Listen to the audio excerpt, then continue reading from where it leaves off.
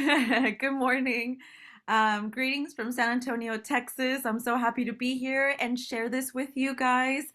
Um, it's a short presentation, so basically what I want to do is show you how I created this intermediate course, and I titled it Spanglish Literature and Film because I teach Spanish, and all using open education resources. So the student didn't have to pay a thing, and it was a great success. So I'm going to thank you for the little applauses. I'm going to share my screen. I have a little PowerPoint here that I want to share with you guys just quickly. Hopefully everybody can see my PowerPoint here. Um, Sorry, all these people are coming in. I hope Oh, somebody's that's letting them okay. in. Okay. We take care of that. Yeah, it Thank looks you good. so much. Thank you. Okay, so again, I'm Lillian Kano. I'm an associate professor of practice at the University of Texas at San Antonio. Like they said, I'm just down the road from Austin, so I'm super excited to be here. Um, what I did here, my class, this one I developed, it was strictly online because it was during COVID, but it was for regular semester, 16 weeks, but it can be modified to teach any modality. So you guys can do it online, face-to-face, hybrid, synchronously, and asynchronously, okay? I did do this course as a project-based course, so there were no exams. This is a kind of an intermediate level, and I did it using learning modules or units. Um, so I did my learning modules this way, and I wanted to provide kind of like an example to give you guys some ideas, okay, of what I did. So unit one was the introduction to the course. Unit two was activism and music. Number three was literature. Four was film. Five was poetry, and six was documentaries. So I'm going to go one by one quickly because I know we have very short time. But my introduction to the course, I like using Padlet a lot. I don't know if everybody has it, but it's kind of like a discussion board where everybody can kind of, write there at the same time. We introduced ourselves, we talked about our language backgrounds. And this is again, and I titled it Spanglish Literature and Film because a lot of my students that are heritage speakers are very, what's the word? They're very self-conscious about using the language because they think that they don't speak it correctly or they don't write it correctly. So, I wanted to kind of cater to them. So what I did was I read chapter one of Gloria Anzaldua's Borderlands. We read it together. We discussed it, which is called The Homeland Aztlán, El Otro México. And my university at UTSA, and I'm sure everybody, you have a bunch of ebooks free, that you can send the link to your students and they don't have to purchase anything. So they can go straight to the library, and you can actually put those links in your courses. We're using Blackboard at the moment. We are turning into Canvas, but like you can just, put them in your Blackboard or your Canvas and they can go directly to these books. Number two was I used an activity from the COERLL website, which if you guys haven't checked it out, please do. There's so many great activities there. I did something about music, activism, like Chicano hip hop and, things like that, but you can modify this. Instructors can modify and use any other assignment, right? For example, activism in art or activism in Texas or activism in wherever you are. I'm in Texas, so I use Texas. Identity and language, anything, like that. So you can use other units. And if you don't have it, here's the link to the website, the COERLL website. So please check it out. This is for the Heritage Spanish speakers or learners. And again, students can discuss in Padlet or discussion boards. A project example, because I did this class as project based, was for the instructor to find music examples where they, talk about some type of activism and have students analyze them in groups, discuss. This is a language course, so I want them to practice their Spanish. So, I tell them to use their Spanish as much as possible, or their Spanglish, which is okay. um, Let me see. Their observations are in Spanish. Number three, I did a little bit of literature. So many students who are starting or who are heritage speakers never read a book in Spanish, right? And just the idea of like reading a book is very, daunting and scary. So, I wanted to pick something that I thought would benefit them. This particular book, Tomás Rivera y no se lo tragó la tierra, again, it was, I had an electronic book from my library so that students didn't have to purchase anything. I put the link directly there. And it had this book has the Spanish writing and then it has the English translation. So if a student still, had problems understanding things, they can always go to the English. So we're always working with both languages at the same time. So, the instructor can find information about the author. Tomas Rivera is a very important figure, of course, in the Mexican American community, but also at UTSA, so it fit perfectly. Um, and then you can do Padlets and discussion, boards. So you can have students write brief summaries in the target language, in this case in Spanish about the chapters. They can include what they found interesting or shocking or important in each chapter and they can discuss. A project example, students design their version of the book cover of Y no se lo tragó la tierra, and the earth did not devour him, and explain in Spanish, right? So we're always, working with the languages. Film. So I love, using film. And you can choose a film that is relevant to your course topic or whatever it is that you want to talk about.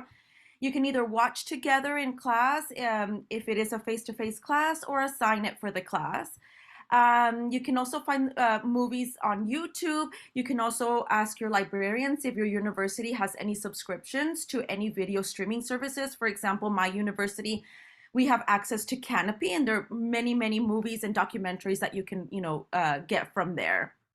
If your class is face to face, you can also check out the DVD. The library usually has a bunch of, DVDs that you guys can check out and show it in class, right? So if you want to watch it in class.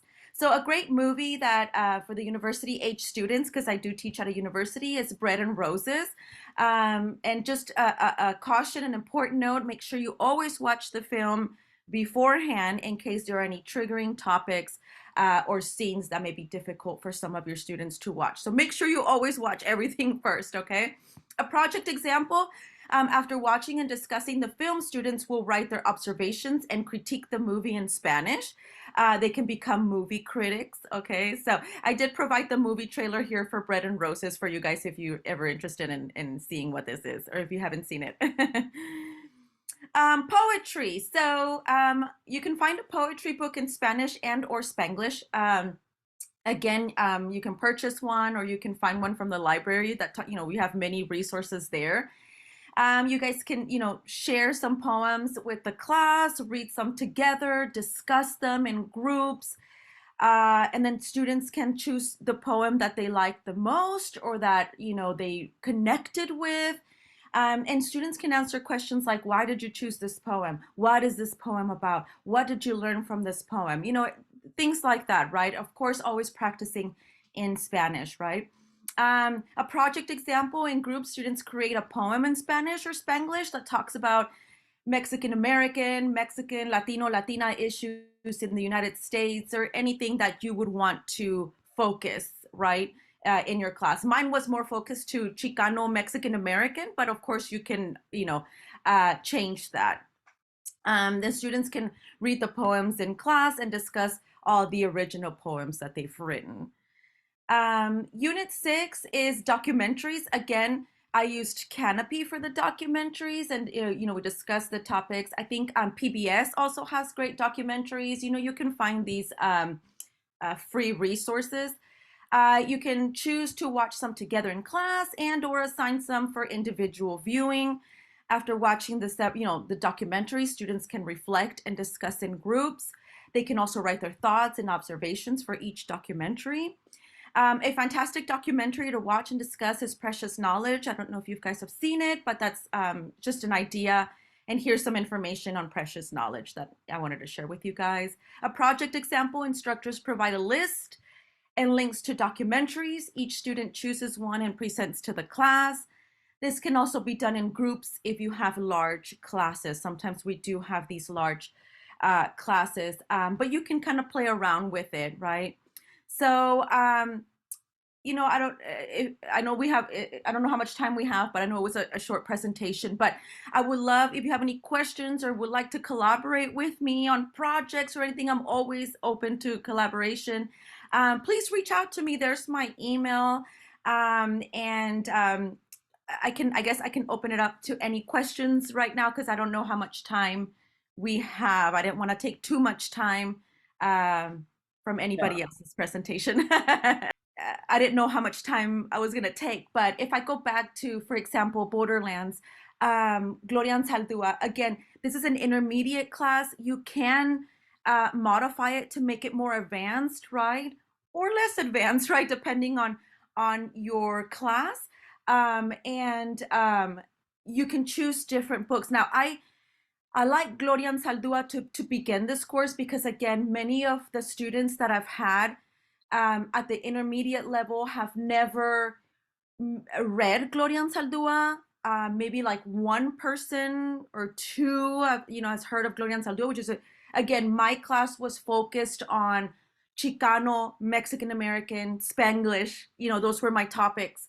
And I wanted to introduce a little bit of Gloria Saldua and kind of like spark their interest, right? So they could be like, oh my gosh, I want to learn more about this, or I want to read more of her books, or maybe more Chicano literature, or and that kind of gets them going. So this is why I chose, I think, Gloria Saldua for our introduction. You can also, this is, to introduce the course, to make sure this was for heritage speakers, this course. And if you've ever taught heritage learners or heritage speakers, you know that many are very scared to talk. They think that they have so many errors, quote unquote, right? Because people have told them this in the past, family members, friends, that they don't speak Spanish correctly, quote unquote. And I use that very because I want to make sure that these are just like the vocabulary words that people use, right? um so that's why I wanted to introduce the concept of Spanglish and kind of getting away from that notion that it's incorrect. And you can see how Gloria Saldua mixes her language. You can find poetry that mixes the language beautifully. And when we get to the poetry section, you can also find videos on YouTube on, poetry and other documentaries or short films too. You can use short films instead of a movie. Short films, I have a list of short films too that I teach with short films as well. There's so much that we can do where the student, again, we're using open education resources. The library is a great place that you can have that contact with your librarian because they can provide these electronic books. You say, okay, I'm looking for this book, and it's very easy. They give you the link, you give it to the students. They don't have to purchase anything. So I just wanted to kind of emphasize on Gloria Saldua as a beginning because I wanted them to see right away that their linguistic background matches, these great authors, right? Like Gloria Saldua, where they mix the languages and it's not incorrect, right? So, and I say that again because I Yeah, hate using those words. thank you for mentioning that because one of the questions was kind of Oh, addressing that, but you've already answered it, and that was this is all wonderful content, but what is really the larger theme? And I think she does with her book La Frontera. She really introduces the notion of the heritage experience. So perfect. yes. I'm So sorry, I'm not looking at the questions, but I'm glad I answered it. okay, thank you again to Lillian.